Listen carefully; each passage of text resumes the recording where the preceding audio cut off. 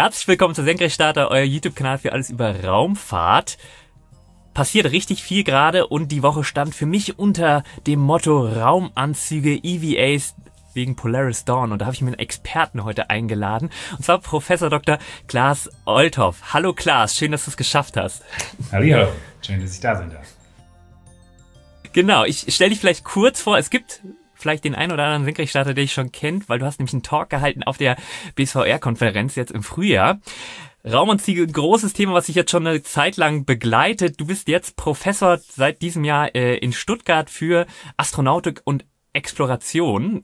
Das heißt im Prinzip auch genau das Thema eigentlich, wo wir uns heute mit beschäftigen wollen. Warst davor bei Airbus gewesen, warst bei der NASA gewesen, da Postdoc, und tatsächlich dein Dissertationsthema damals an der TU München war auch schon Raumanzüge, oder? Ja, genau. Nee, ist recht eindeutig mein Lieblingsthema.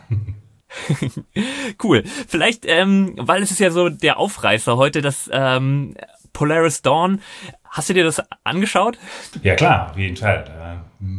Das geht auch nicht an mir so vorbei. Da habe ich hier im Büro gesessen und den Livestream angehabt und geguckt, was die Damen und Herren da machen im Weltraum. Für mich war das so ein bisschen, oder auch schon vorher, die ist ja tatsächlich Polaris Dawn schon auch seit 2 Jahren angekündigt gewesen, hat sich dann immer wieder verschoben aus wahrscheinlich Entwicklungsgründen mit dem Raumanzug, aber auch was sie da insgesamt machen wollten. Trotzdem hatte die Mission für mich sehr viele Ähnlichkeiten zu Gemini-Programmmissionen. Also vielleicht die bekannteste Gemini-Mission, die erste EVA der Amerikaner im Prinzip mit Gemini 4. Hattest du da auch, siehst du auch Parallelen bei Polaris Dawn und dem Gemini-Programm? Ja, also im Prinzip ist also außer dass eben die Kapsel ein bisschen neuer war und da 4 Leute drin waren und nicht nur 2, war das ja sehr ähnlich. Also da wurde auch die gesamte Kapsel, praktisch die Luft rausgelassen, und einer ist drin geblieben, auch in einem Raumanzug, und hat alles überwacht, und einer war draußen, hatte auch ein sogenanntes Umbilical dabei, also eine Leitung, wo Kühlflüssigkeit, Atemgas, Strom etc. nach draußen gebracht wurde für den Ed White, der geflogen ist. Also sehr, sehr viele Parallelen. Ed White hatte allerdings so ein kleines Kaltgasantriebssystem dabei, mit dem er sich ein bisschen bewegen konnte. Das gab es jetzt bei SpaceX noch nicht.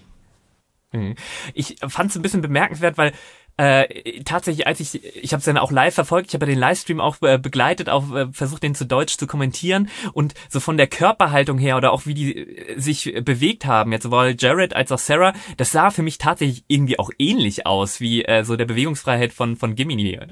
Ja, also den Eindruck hatte ich auch, und es ist auch so, dass die Anzüge, die SpaceX jetzt da benutzt hat, das sind ja modifizierte Druckanzüge, die eigentlich für den Notfall gedacht sind. Also das sind Anzüge, also auf Englisch heißt das Launch and Entry Suit, ich weiß nicht, was da eine gute deutsche Übersetzung ist, aber einfach für den Start und den Wiedereintritt, also die kritischen Flugphasen, wird auch, wenn ich es richtig im Kopf habe, beim Docking und Undocking von der Raumstation benutzt. Also in all diesen dynamischen Flugphasen, wo was schief gehen kann und möglicherweise der Kabinendruck abfällt, da zieht man eben diese Anzüge an, um sie eben im Notfall zu benutzen. Und das ist, glaube ich, auch dann so ein bisschen der Unterschied zu reinen EVA-Anzügen, also die wirklich explizit zum Aussteigen entworfen wurden, dass da eben diese Beweglichkeit und Bewegungsfreiheit von vornherein gewährleistet sein muss, wenn man rausgehen will zum Arbeiten. Und diese Wiedereintritts- und Startanzüge, da ist es eben so, die sind nur dazu da, um die Zeit zu überbrücken, bis man eben wieder entweder auf der Erde oder im sicheren Hafen der Raumstation ist. Und deswegen ist die Anforderung an die Bewegungsfreiheit gar nicht so hoch. Und ich glaube, bei den Gemini-Anzügen war das, glaube ich, schon einen Tick weiter. Aber da hat man also als Menschheit ja sogar noch gelernt, wie man solche Anzüge für Außenbordeinsätze baut. Also vielleicht diese Start- und Wiedereintrittanzüge. Ich denke da immer an Kind der 90er, Armageddon, diese orangenen Pumpkin-Anzüge, so, die sie zum Glück fürs Artemis-Programm irgendwo, die sehen schon ein bisschen anders aus, aber diese Farbe haben sie wiederbelebt. Das freut mich sehr, weil das verbinde ich sehr irgendwie mit meiner astronautischen Begeisterung in der Kindheit. Aber da ist ja auch im Prinzip, man hatte diese Anzüge für die Space Shuttle-Starts, für die kritischen Phasen, aber dann für die EVAs die bekannten weißen Anzüge, die es jetzt auch auf der ISS ja gibt.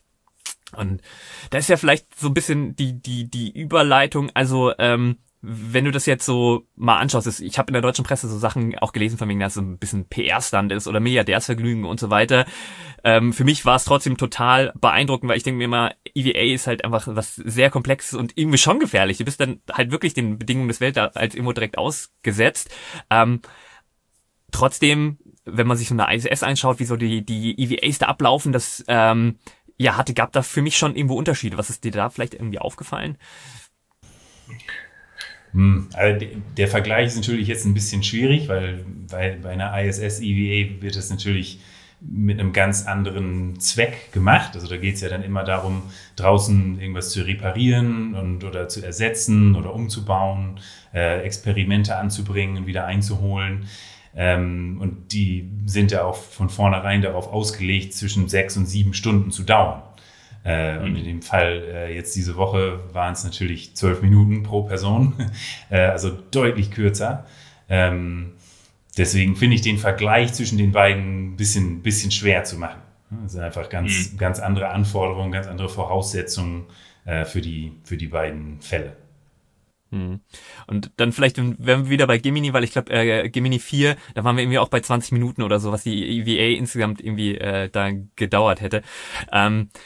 Jetzt ist so die Frage natürlich, also für SpaceX schon irgendwo ein Riesenschritt, wenn du sagst, wir hatten vorher diese Druckanzüge einfach für Launch und Entry und jetzt ist man doch dem Weltraum irgendwo ausgesetzt. Das Storytelling auch im Livestream und auch eigentlich ja für SpaceX ja schon immer ist ja, man möchte irgendwie zum Mond und Mars und dass das jetzt ein Building Block war. Das heißt praktisch einen Schritt, um halt zu komplexeren Anzügen mal zu kommen. Klingt das für dich plausibel? Klar, also ich meine, irgendwo muss man ja anfangen, wenn man dahin will und aus dem Stand gleich einen Anzug für den Mond zu bauen. Das hat bisher auch ja noch keiner gemacht. Also sowohl die Russen als auch die Amerikaner haben da viele Iterationen für gebraucht, bis sie bei den Anzügen angekommen sind, die dann auf dem Mond eingesetzt wurden, beziehungsweise hätten werden sollen. Und das ist bei den Amerikanern ja genauso gewesen, dass also Druckanzüge für Piloten, also für Jetpiloten, waren so der Ausgangspunkt für die Raumanzugentwicklung und die wurden dann schrittweise weiterentwickelt, bis sie dann halt die Fähigkeiten und hatten und die Anforderungen erfüllt haben, um eben auf dem Mond eingesetzt zu werden. Wenn ich das richtig verstanden habe, ist es so, dass der Anzug, der jetzt zum Einsatz gekommen ist, der ist an ein paar Stellen modifiziert worden. Natürlich der Visor hat eine bestimmte Beschichtung, damit man, wenn man in der Sonne ist, eben nicht zu viel Licht in die Augen kriegt, weil auch der UV-Schutz gewährleistet sein muss.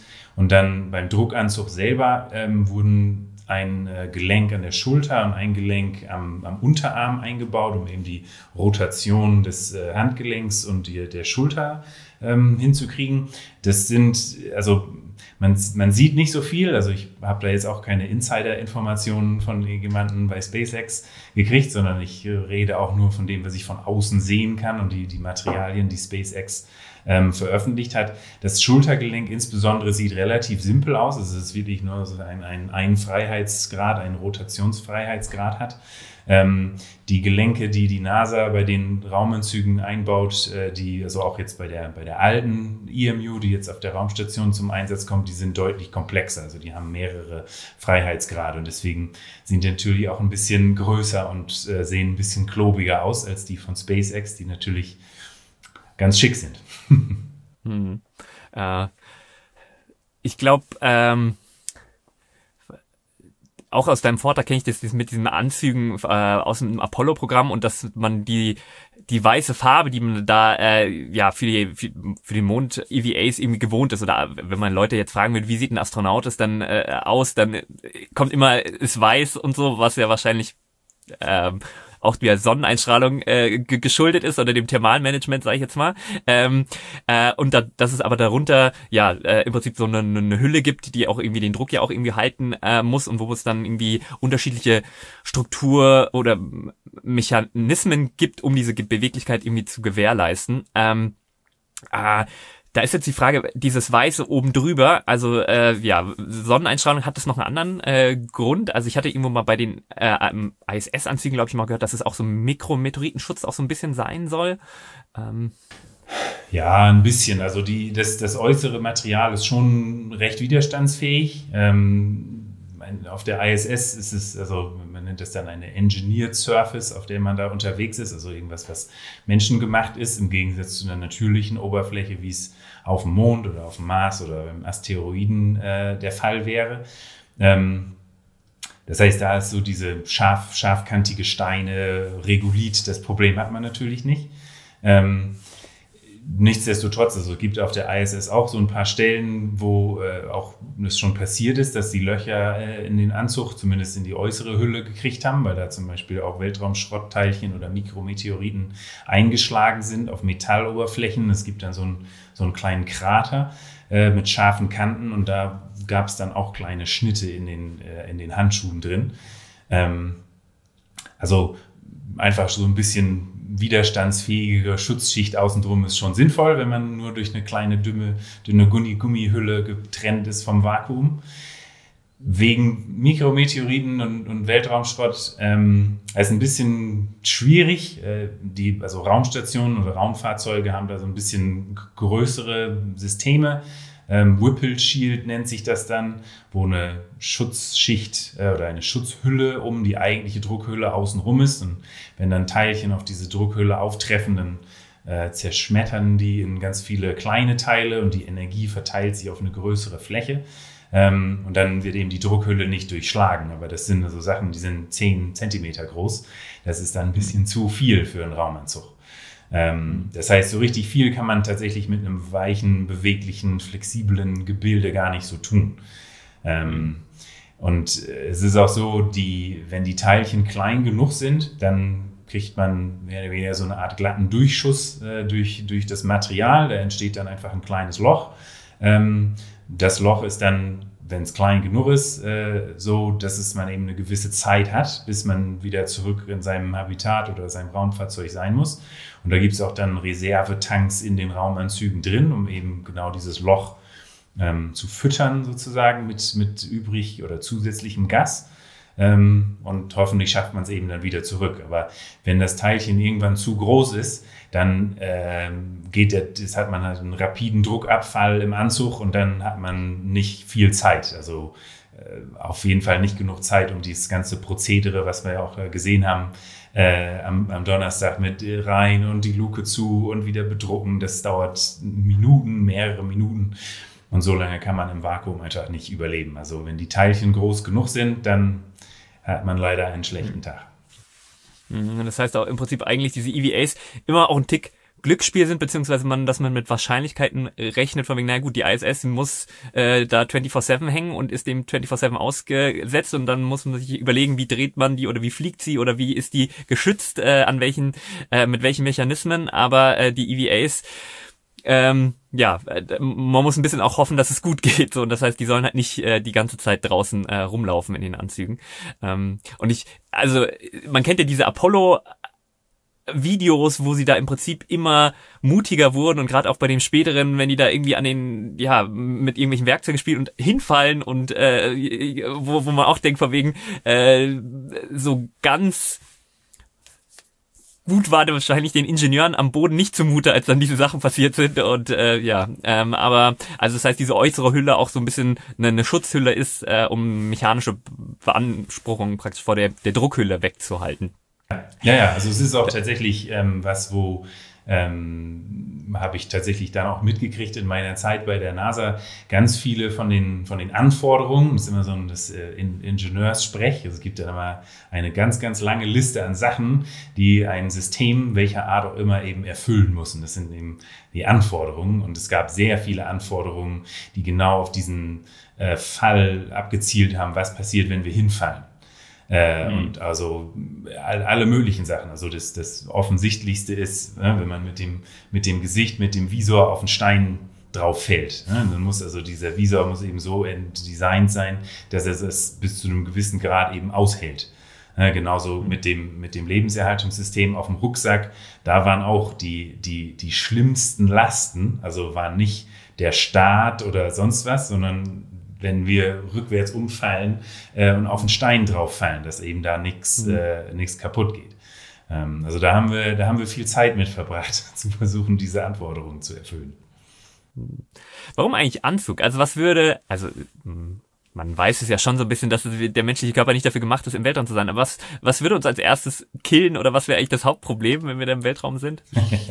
Es ist nettig. Also wenn ich meine Lebenserhaltungssystemsvorlesung anfange, dann ist das immer eine von den ersten Folien, wo ich dann den Studierenden sage, stellt euch mal vor, ich schmeiße euch jetzt von hier aus dem Hörsaal hoch und ihr seid nackt im Weltraum. Was bringt euch als erstes um? Und das ist tatsächlich der Druck. Also mit Luft anhalten kann man aus dem Stand mal 1 Minute oder 2. Alles andere, irgendwie Sauerstoff für den Körper ist auch schwierig. Aber der Druck ist eben das Erste, was einen dann das Leben beendet, weil eben die ganzen Gase aus den Flüssigkeiten ausschlagen dann wegen dem nicht vorhandenen Druck und dann bilden sich Blasen im Gehirn und dann ist relativ schnell vorbei. Ja, und dann das nächste ist aber dann tatsächlich der Sauerstoff. Also wenn man dann bedruckt ist, dann braucht man nach ein paar Minuten dann Sauerstoff. Und das mochte ich an dem Livestream sehr, dass es doch versucht wurde, das auch sehr technisch zu halten. Also jetzt natürlich wahrscheinlich für die ganz krassen Experten war es zu wenig Informationen, aber ich sag mal für den interessierten Laien war es dann doch schon interessant zu wissen, okay, was haben sie für einen Druck in der Kapsel, was für einen Druck haben sie im Anzug, warum variiert das, bevor sie aussteigen, warum reden sie über mehrere Gase, also über Sauerstoff und Stickstoff und das hat mir persönlich hat das schon sehr viel Spaß gemacht. Und da stellt sich für mich so ein bisschen die Frage, das ist schon auch etwas, was es ähnlich auch an der ISS gibt oder generell immer, wenn man praktisch aus seinem, ich sag jetzt mal, Normaldruck in einem Raumfahrzeug ein EVA anstrebt, dann muss man ähnliche Prozeduren durchlaufen, oder? Ja, auf jeden Fall. Also im Grunde genommen, ein Raumanzug ist ein Luftballon. Ganz, ganz simpel gesagt. Und wenn man sich so einen Luftballon vorstellt, einfach vom Kindergeburtstag, der ist ja recht hart. So, und wenn man da irgendwie den Finger reindrückt, muss man schon ganz schön gut dagegen drücken, um den irgendwie zu deformieren. Und genau dasselbe Problem hat man eben in so einem Raumanzug auch. Das ist einfach ein menschförmiger Luftballon. Und immer wenn ich meine Finger bewegen will oder irgendwie den Ellbogen einklemme, dann muss ich gegen diesen aufgeblasenen Luftballon andrücken. Und da liegt sehr viel von der Kunst und der Technik drin, eben diesen Luftballon mit technischen Mitteln so zu formen und Mechanismen einzubauen und sonstige Sachen vorzusehen, dass man eben nicht so schwer dagegen andrücken muss, aber ganz weg kriegt man es nicht. Und deswegen ist sozusagen von der Ingenieursseite möchte man am liebsten den Druck so gering wie möglich haben. Also aus der Mechanik so, dann braucht man alles nicht so stark machen und man braucht nicht so doll dagegen drücken. Leider ist es natürlich so, und das ist auch, was ich vorhin gemeint hatte, warum einen der Druck dann umbringt. Man hat, wenn man jetzt hier auf der Erde ist oder auch in der Raumstation, da ist ja der Druck genauso wie auf der Erde auch, hat man im Blut gelösten Stickstoff. Das ist einfach das Gleichgewicht von dem Gas, was um uns rum ist und der Flüssigkeit führt dazu, dass wir im Blut gelösten Stickstoff haben. Und wenn der Druck sinkt, dann will der Stickstoff raus. Und den kriegt man nicht mal eben so einfach raus, sondern den wird man eben nur über die Lunge los. Das heißt, das, was bei allen Außenbordeinsätzen gemacht wird, wo eben der Druck reduziert wird im Anzug, ist, dass man sogenanntes Pre-Breathe macht, wo man also reinen Sauerstoff atmet. Und dadurch hat man dann eben nur noch Sauerstoff um einen rum und der Stickstoff, der geht dann über die Lungen einfach langsam raus. Das dauert aber sehr lange, also wenn man nur reinen Sauerstoff atmen würde, dann müsste man da mehrere Stunden das machen. bei einer Atmosphäre. Deswegen, man gibt da ganz viele Möglichkeiten. Das, was jetzt bei SpaceX passiert ist, ist auch was beim Space Shuttle schon gemacht wurde, als die EVAs nur vom Space Shuttle aus gemacht wurden, zum Beispiel bei den Hubble Surfacing-Missionen, dass der Druck im gesamten Raumfahrzeug abgesenkt wurde. Also das was jetzt bei der Mission Polaris Dawn direkt nach dem Start wurde der gleich abgesenkt von einer Atmosphäre auf ich glaube 2/3, also beim Space Shuttle war es 2/3 bar. Und das führt dann eben auch dazu, dass ein Großteil 0,6 bar. Ja, genau. Genau, und dann verkürzt sich eben diese Zeit, wo man reinen Sauerstoff atmen muss, bevor man rausgeht. Weil sonst kriegt man nämlich eben die sogenannte Dekompressionskrankheit. Wenn man so zu schnell den Druck absenkt, dann bilden sich eben diese Gasblasen oder Stickstoffblasen in den Gelenken. Dann ist okay, das ist, also nicht okay, es tut weh, es ist schmerzhaft. Aber wenn sich eben so eine Blase im Gehirn bildet, dann hat man auch wieder keinen besonders guten Tag. Es ist übrigens genau dasselbe wie beim Tauchen auch. Also das kennt man vielleicht dann doch eher, da ist es nur in die andere Richtung. Wenn man wieder hochkommt vom Tauchen, dann muss man auch so Dekompressionsstopps einlegen, um eben das mehr gelöste Gas im Blut wieder loszuwerden. Ich habe es in meinem Livestream so ein bisschen so erklärt mit diesem, was du meinst mit den Gefäßen, vielleicht im Gehirn. Naja, wenn wir irgendwie eine Gasblase haben, wenn das Herz die Flüssigkeitssäule gegen die Gasblase pumpt, dann kann das Blut eben nicht weiter gefördert werden, sondern die Gasblase kann komprimiert werden und dann mitunter reißt der Blutfluss dann halt irgendwo ab. Und vielleicht irgendwo, was du beschreibst mit dem Ausperlen, ist dieses typische mit der Kohlensäure, ob das jetzt irgendwie eine Colaflasche ist oder was auch immer. Also das Gas in der Flüssigkeit gelöst ist praktisch eine Funktion des Umgebungsdruck, und wenn ich den Umgebungsdruck irgendwie absenke, weil ich zum Beispiel die Flasche öffne, dann möchte das Gas sich aus der Flüssigkeit wieder entfernen und perlt dann aus. Und dann, ich hoffe, ich habe mich da nicht zu weit aus dem Fenster gelegt. Ich habe im Livestream behauptet, weil dann kam nämlich die Frage von wegen, naja, warum perlt denn der Sauerstoff und das CO2 nicht aus? Und dann habe ich gesagt, naja, wir haben ja Hämoglobin, also das heißt, wir haben Blutkörperchen, die den gasförmigen Sauerstoff chemisch binden im Prinzip, und dementsprechend kommt es deshalb wahrscheinlich nicht zum Ausperlen. Das ist so grob korrekt. Ja, es ist natürlich auch einfach weniger Sauerstoff da. Also in der Atmosphäre, in der wir jetzt sind, ist ja 21% Sauerstoff. Das heißt, 79% von dem gelösten Gas ist Stickstoff und nicht Sauerstoff. Ja, und wenn eben dann der Stickstoff rausgeht, dann ist der Stickstoff weg, und letztendlich ist es auch so, dass die Menge an gelöstem Gas in der Flüssigkeit ist abhängig vom sogenannten Partialdruck. Das heißt, also wir haben jetzt hier in diesem Raum, und da wo du bist, ist halt der Partialdruck von Sauerstoff auch nur 21 Kilopascal, also 0,2 bar roundy boundy. Ja, und deswegen ist einfach weniger Sauerstoff im Blut gelöst.